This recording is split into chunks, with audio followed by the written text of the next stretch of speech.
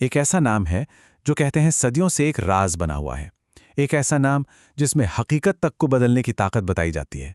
आज हम इसी गहरी गूढ़ शिक्षा के रहस्यों से पर्दा उठाएंगे। अब ये जो बात है ये नॉस्टिक गॉस्पेल ऑफ फिलिप से आती है और ये हमें एक बहुत ही गहरे राज की तरफ ले जाती है। एक गुप्त नाम जिसे जब यीशु ने बोला तो उसने ब्रह्मांड की नींव तक हिला दी। तो यहाँ एक चौंकाने वाला दावा सामने आता है कि जीसस नाम तो बस एक तरह का कवर था, एक कमज़ोर किया हुआ टाइटल। उनका जो असली नाम था वो बिल्कुल अलग फ्रीक्वेंसी पर काम करता था, एक ऐसी फ्रीक्वेंसी जो इस दुनिया के नियमों को ही बदल सकती थी। तो सवाल ये उठता है, आखिर ये नाम था क्या और इसे इतना खतरनाक क्यों माना जाता था? देखिए, इसकी पावर को समझने के लिए हमें पहले उस दुनिया को समझना होगा जहां से ये नाम आया था। एक नॉस्टिक ब्रह्मांड जो पारंपरिक धर्म की शिक्षाओं से बहुत बहुत अलग था। अब देखिए, नॉस्टिक्स के लिए ये जो हमारी दुनिया है, ये कोई भगवान का दिया हुआ तोहफा नहीं थी, बल्कि ये तो एक जेल थी, एक ऐसा पिंजरा जिसे आत्मा को फंसाने के लिए ही डिजाइन किया गया था। तो उनकी दुनिया को चलाने वाली दो मेन ताकतें थीं। एक था मोनैड, यानी हर चीज का असली सोर्स, एक शुद्ध चेतना, और दूसरा था डेमियर्ज, हमारी इस भौतिक दुनिया को बनाने वाला, जो गलती से खुद को ही असली भगवान मान बैठा था। और इस जेल के पहरेदार कौन थे? वो थे आर्कॉन्स। ये वो एंटिटीज थीं जो डेमियर्ज के लिए काम करती थीं और कहते हैं कि ये इंसानी डर, शर्म और निराशा जैसी नेगेटिव भावनाओं से अपनी शक्ति खींचते थे। तो सवाल यह है कि अगर ये ज्ञान इतना ही जबरदस्त था, तो फिर ये इतिहास से गायब कैसे हो गया? सोर्सेस बताते हैं कि इसे जानबूझकर मिटाया गया था। और ये टाइमलाइन बताती है कि हुआ क्या था। इन टेक्स्ट्स को विधर्म यानी गैर मजहबी करार दे दिया गया, उन्हें जला दिया गया और लगभग 1600 साल तक ये ज्ञान दबा रहा, जब तक कि 1945 में ये अचानक से फिर से खोज नहीं लिया गया। और इस खोज में एक दो नहीं, पूरे 52 असली पुराने ग्रंथ मिले। इनमें गॉस्पेल ऑफ फिलिप और पिस्टिस सोफिया भी शामिल थे। ये इस बात का पक्का सबूत था कि ये शिक्षाएं सिर्फ कहानियां नहीं थीं, बल्कि शुरुआती ईसाइयों के एक बड़े समूह के लिए एक असल विश्वास प्रणाली थी।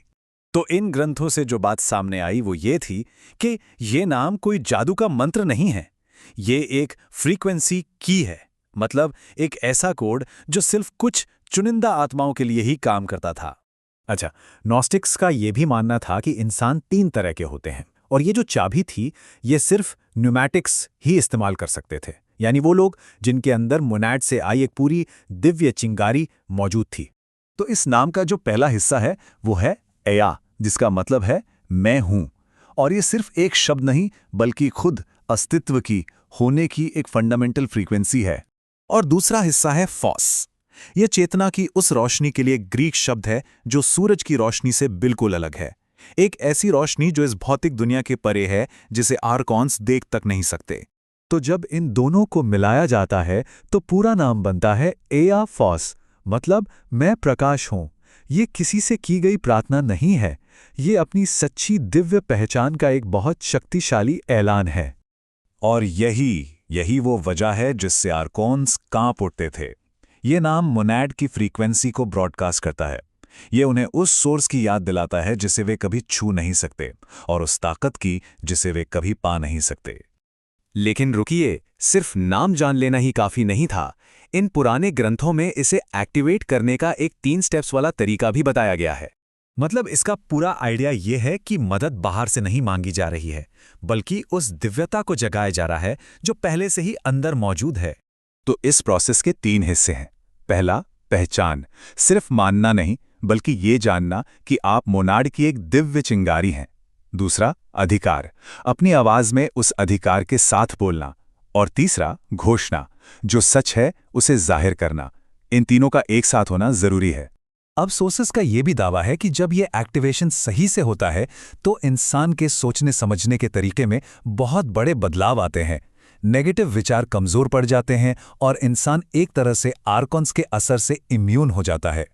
सोचिए, ये पूरा का पूरा बिलीफ सिस्टम, ये ब्रह्मांडीय जेल का कॉन्सेप्ट, ये एक्टिवेशन की, ये सब कुछ 1700 सालों तक दबा रहा, इतिहास में कहीं खो गया था, बस फिर से खोजे जाने का इंतजार कर रहा था। तो आखिर में ये हमें एक बहुत ही दिलचस्प सवाल के साथ छोड़ जाता है। जब एक भूली हुई फ्रीक्वेंसी को फिर से जगाया जाता है तो क्या होता है? नॉस्टिक शिक्षा हमें सोचने पर मजबूर करती है कि कुछ ज्ञान वाकई में एक चाबी की तरह होता है। और सवाल ये उठता है कि और कौन से दरवाजे हैं जो अभी भी बंद हैं, बस खुलने का इंतजार कर रहे हैं।